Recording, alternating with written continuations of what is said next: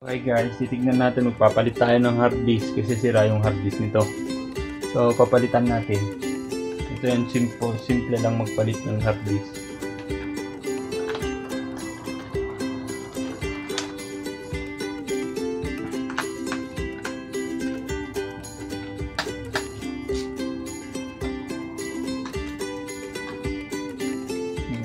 Yung laptop natin i5, Samsung i5.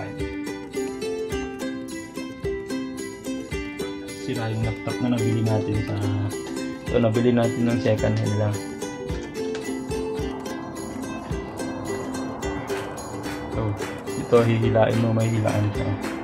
Tapos i-touch ito.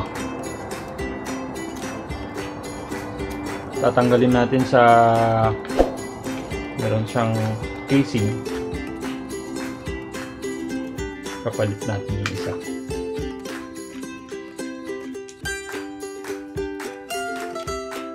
Yung laptop pala nabili natin ng 70,000 won. So tapos sira yung hard disk niya. So ito, nakabili tayo ng spare na hard disk. So mag-manon yung hard disk. So ang manon 10,000. So yun. So ito guys, trinay ko na din binuksan yan kaso talaga ayaw niya. So sabi niya need replacement talaga. Sana okay to para hindi na siya, wala nang problema.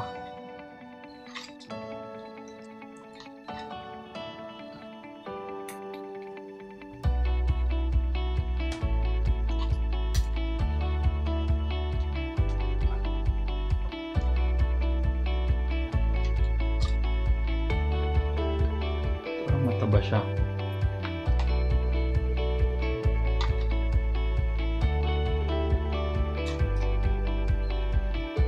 So meron silang nilagay, tanggalin natin to kasi hindi na siya pwede.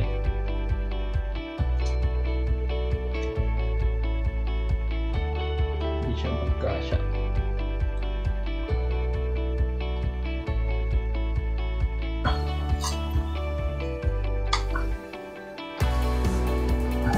Ito kasi support niya guys, meron naman na dito. Tinanggal natin yung support niya para magkasya. Ayun, fit na siya. Okay, move on.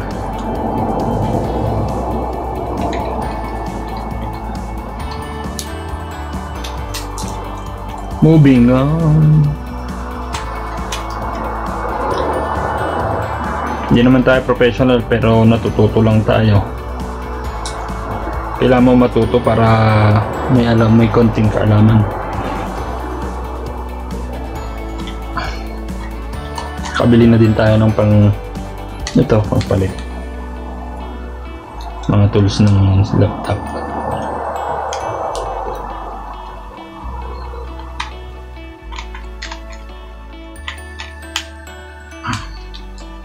Try natin yan guys na maging okay siya.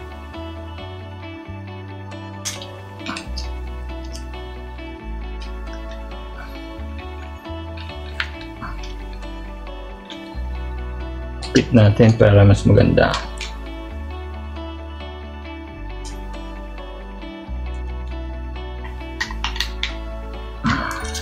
Hindi naman masyadong mag-fit, yung sakto lang.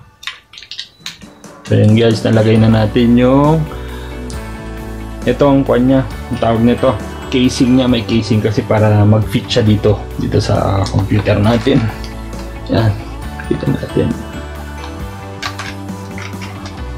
So lagay na natin guys, connect natin to.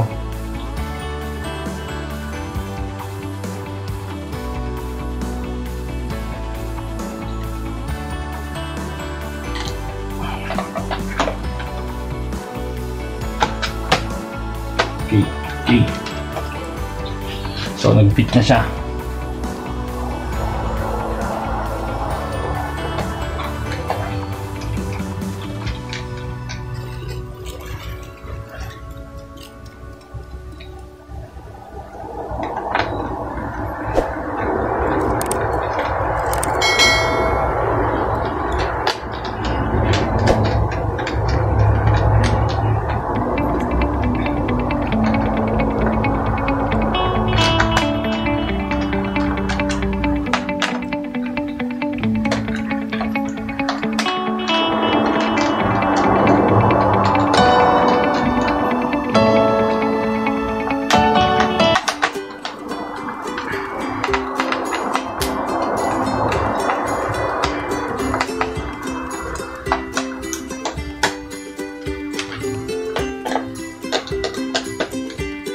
balikan ng konti. Huwag naman yung masyado, yung sakto lang. Yun. Ayun guys, nabalik na natin.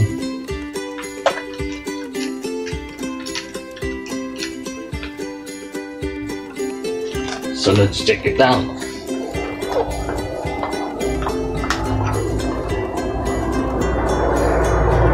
Yun, pasok na siya.